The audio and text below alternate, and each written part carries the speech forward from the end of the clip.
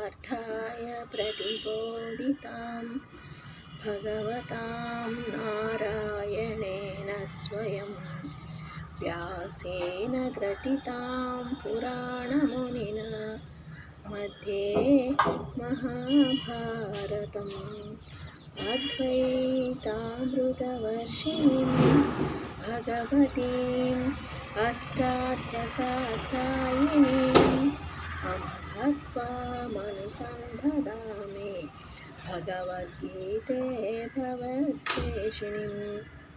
సాంఖ్యయోగం 64వ శ్లోకం. రాగద్వేషావియుక్తేస్తు విషయా ఇంద్రియాయేచ్ఛరాన్ ఆత్మావసేర్విద్యేయాత్మా ప్రసాదామధిగచ్చతి. రాగద్వేషాల నుండి విడివడి స్వాధీనంలో ఉన్న ఇంద్రియాలతో స్వాధీనమైన మనసుతో విషయ వస్తువులతో సంచరించే మానవుడు ప్రశాంతాన్ని పొందుతాడు. రాగద్వేషాలని వదిలివేయాలి. అంటే రాగము, మమకారము, అనురాగము, వాత్సల్యం ఇట్లాంటివి ఉంటాయి కదా. ప్రేమను కూడా వదిలేయాలి. అంటే ఏంటంటే ప్రతి ఒక్కళ్ళని సమానంగా చూడాలి తప్ప మన వాళ్ళని ఎక్కువగా ప్రేమించి వేరే వాళ్ళని ద్వేషించడం అట్లాంటి రాగాలను కూడా వదిలేసేయాలి. అన్నిటినీ స్వాధీనంలో ఉంచుకొని మనస వాచ కర్మణ మనోవాక్కాలు అంటే జ్ఞానము, బుద్ధి, మనసు అన్నీ మన స్వాధీనంలో ఉంచుకోవాలి. ఇంద్రియాలు కర్మేంద్రియాలు, జ్ఞానేంద్రియాలు అన్నిటిని ఇంద్రియాలను కంట్రోల్లో పెట్టుకోవాలి. స్వాధీనమైన మనసుతో విషయ వస్తువులను సంచరించి విషయవాసన వేరే వాళ్ళ విషయాలను ఇంతకుముందు శ్లోకంలో కూడా చెప్పుకున్నాం. మళ్ళీ అదే గుర్తు చేస్తాను. విషయవాసనని వదిలేసివేయాలి. మానవుడు ఇట్లాంటప్పుడే ప్రశాంతతగా ఉంటారు. రాగద్వేషాలు ఇంద్రియాలంటే కన్ను, ముక్కు, చెవి, జ్ఞానేంద్రియాలు, పంచేంద్రియాలు అంటే మనస్సు, బుద్ధి, ఆలోచన అన్నీ ఇట్లాంటి జ్ఞానేంద్రియాలు, పంచేంద్రియాలు అన్నిటినీ కూడా మన స్వాధీనంలో పెట్టుకోవాలి. విషయ వాసనలపై ఆలోచన లేకుండా ఉండాలి. వేరే వాళ్ళ ఏం జరుగుతుందా ఏదో చెవు పెట్టి ఉండటం, కళ్ళు పెట్టి చూడటం, ఆ పక్కింటి వాళ్ళు ఏం జరుగుతున్నారు, ఈ పక్కింటి వాళ్ళు ఏం జరుగుతున్నారు ఇట్లాంటి దరిద్ర లక్షణాలు ఏమి లేకుండా కంట్రోల్లో పెట్టుకోవాలి. మన కళ్ళు పోయిన చాటుకి మనసు పోకూడదు. మనసు పోయిన చాటుకి అంటే అక్కడ ఎవరన్నా ఏదన్నా హారం వేసుకున్నారు, కళ్ళు పోతాయి. ఆ చీర కట్టుకున్నారు, కళ్ళు పోతాయి. ఆ షర్ట్ వేసుకున్నారు, కళ్ళు పోతాయి. ప్రతి ఒక్కటి చూడటం, అది కూడా మనకు కూడా కావాలనుకోవటం, దీనివల్ల కావాలని అనేకమైన కోరికలు, అనేకమైన కోపం, ద్వేషం దీని మీద కలుగుతాయి.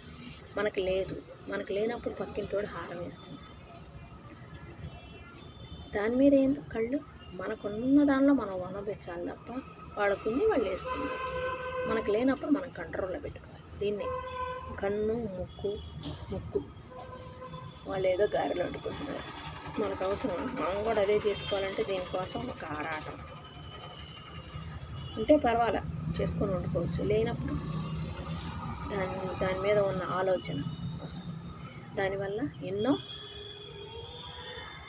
మగాడి తేవాలి, ఆడవాళ్ళు వండి పెట్టాలి, దాన్ని రుబ్బాలి, వేయాలి, ఇంత చాకిరి ఉంటుంది.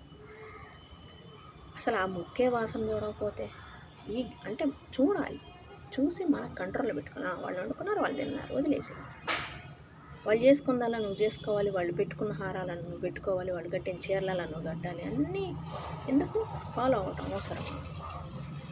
మనదేందా మనం చూసుకోవాలి, కానీ వాళ్ళు వీళ్ళు చేశారని మనం చేయాల్సిన అవసరం లేదు. నీది వాడది అంతవరకు. ఇట్లాంటి మానవుడినే ప్రశాంతత పొందుతాడు. కర్మేంద్రియాలను, జ్ఞానేంద్రియాలను అన్నిటినీ కంట్రోల్లో పెట్టుకోవాలి. జ్ఞానేంద్రియాలు అంటే ఏంటి? వాడికి బుద్ధి లేదు, నీకు కూడా ఉందిగా, నీ బుద్ధిని ఉపయోగించుకో. వాడు బుద్ధి లేనివాడు నువ్వు ఏదో బుద్ధి తక్కువ పని చేశాడని చెప్పి మనం చేయాల్సిన అవసరం లేదు. వాడు బుద్ధి లేని కాబట్టి వాడు వదిలేసాయి. నీకు బుద్ధి ఉంది కాబట్టి, నీ జ్ఞానం ఉంది కాబట్టి మంచి పనులు వచ్చాయి అంతవరకు. జ్ఞానేంద్రియాలు కన్ను, ముక్కి, నాలుక రుచి కోరుకుంటుంది. కోరిన తిండల్లా తినేస్తాం. తినేసి రేపు అనేది చూసుకోరు. కొంతమంది ఆర్థికంగాను ఇబ్బంది పడాలి, నెక్స్ట్ ఆరోగ్యంగాను ఇబ్బంది పడాలి. అవసరమా ఇట్లాంటివి చేయడం? అవసరమా? చూసిన చూపు కల్లా కోరింది కోరకటం, ముక్కు చూసిన వాసనల్లా రుచులు కోరటం, నాలుక చూసినల్లా కోరుకోవటం అవసరం లేదు. ఇట్లాంటి జ్ఞానేంద్రియాలు, పంచేంద్రియాలను కంట్రోల్లో పెట్టుకున్నప్పుడే మానవుడు ప్రశాంతతగా ఉంటాడు. ప్రశాంతతగా ఉండాలంటే మనం ఎంత పద్ధతిగా ఉండాలో ఇతరులను చూసి కూడా అట్లానే ఏడవకుండా కూడా ఉండటం కూడా చాలా మంచి పని. అదే భగవద్గీతలో మనకి చెప్పాడు అన్నమాట శ్రీకృష్ణ భగవానుడు. ప్రసయాధే సర్వదుఃఖానాం హనీరసోప్యజాయతే ప్రసన్నచేతసో హ్యాసో బుద్ధి పర్యవతిష్టతే. మనసు ప్రసన్నంగా ఉన్నప్పుడు అతడికి అన్ని దుఃఖాలు నశిస్తాయి. ప్రసన్న చిత్తుడు బుద్ధి త్వరలో పూర్తిగా స్థిరత్వం పొందుతుంది. మనసు ప్రశాంతంగా ఉండాలి.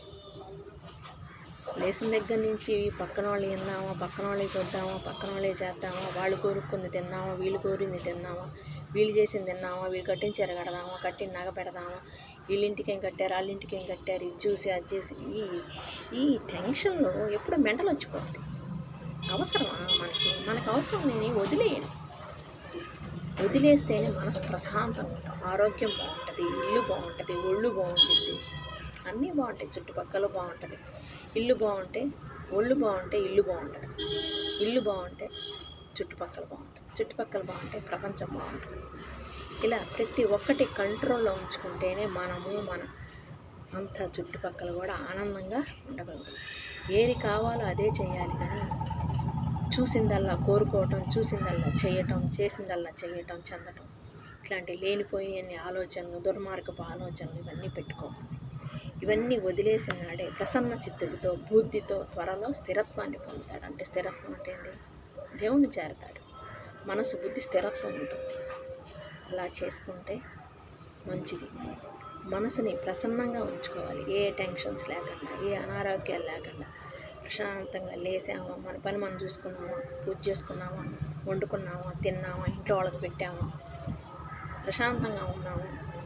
అంటే నా పరిధిలో నేను చెప్తాను. చక్కగా ఉద్యోగానికి వెళ్ళాను, ఉద్యోగం చేసుకుంటే చుట్టుపక్కల ఇలా వాసనలు చూడటం, ఇలా వినటం, ఇలా చేయటం తప్పు.